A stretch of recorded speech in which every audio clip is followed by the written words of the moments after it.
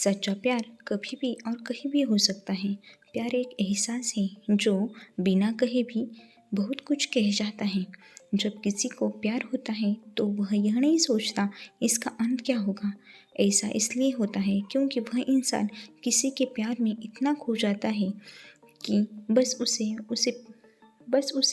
प्यार उसके प्यार के अलावा कुछ दिखाई नहीं देता। बस वो उस व्यक्ति को हमेशा उस व्यक्ति के बारे में दिन रात सोचता रहता है। एक लड़का था, वो एक लड़की से बहुत प्यार करता था।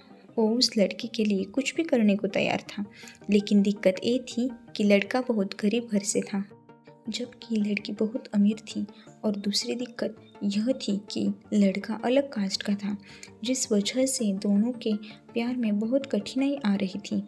वो लड़का उस लड़की से अक्सर पूछता था कि तुम मेरे से शादी करोगी। लड़की जवाब देती थी, मैं तुमसे ही शादी करना चाहती हूँ, पर मेरे घर वाले इस शादी के लिए कभी राजी नहीं होंगे और मैं भागकर शादी बिल्कुल भी नहीं करूँगी।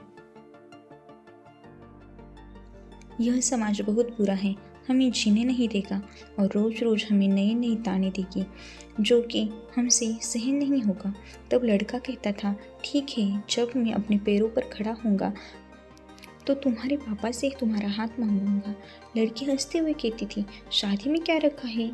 क्या शादी के बाद तुम्हारे लिए मेरे दिल में प्यार कम हो जाएगा? यह सुनकर लड़का सोच में पड़ जाता था और फिर हंसते हुए कहता था, क्या तुम शादी के बाद मुझको भूल जाओगी? इस पर लड़की कहती थी, ऐसा कभी नहीं होगा। मेरी सांसें रुक सकती हैं, लेकिन तुम्हारे लिए मेरा प्यार कभी कम नहीं होगा।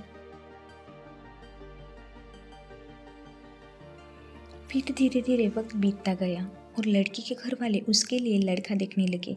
जब लड़के को पता चला तो पागल सा हो गया। वह जिससे बहुत प्यार करता था उस लड़की के लिए अपने दिल में नफरत भरने लगा। वह लड़का जानबूझकर ऐसा करता था जिससे वह लड़की उससे नफरत करने लगे। ठीक वैसा ही हुआ जैसा वो लड़का चाहता था।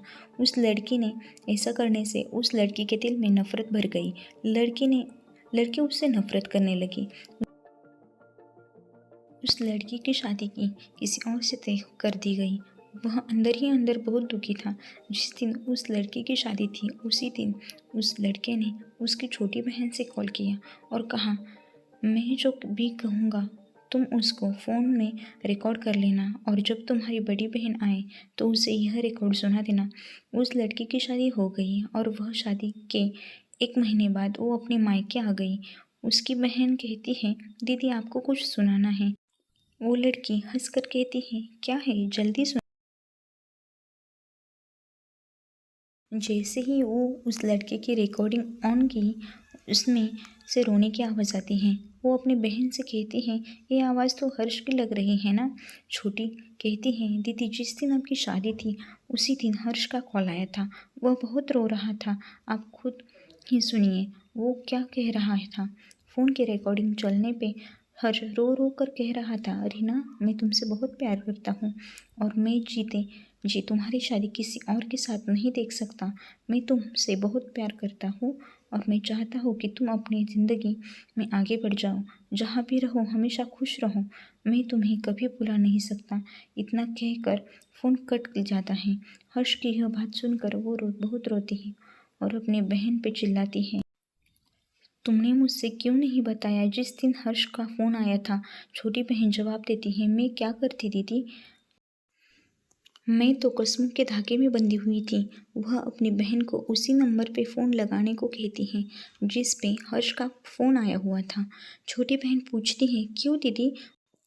वो अपनी बहन को ज़ोर से डांट देती है। छोटी बहन हर्ष को फ़ोन लगाती है। दूसरी तरफ फ़ोन उठता है। हेलो हेलो आंटी जी, हर्ष कहाँ है? हर्ष की माँ रोने लगी और कहती है, अब हर्ष इस दुनिया में नहीं रहा। वो यह सब सुनकर चौंक जाती हैं और पूछते हैं, यह कब हुआ और कैसे हुआ?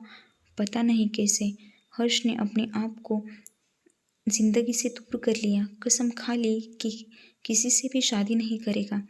छोटी बहन कहती है, आंटी कब की बात है? हर्ष की माँ ने कहा, यह 19 मार्च की बात है बेटा।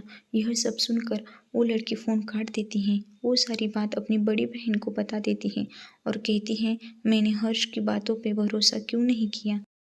मेरा हर्ष आज मेरे से दूर हो नहीं होता अगर मैं उसकी बातों पे भरोसा कर लेती तो।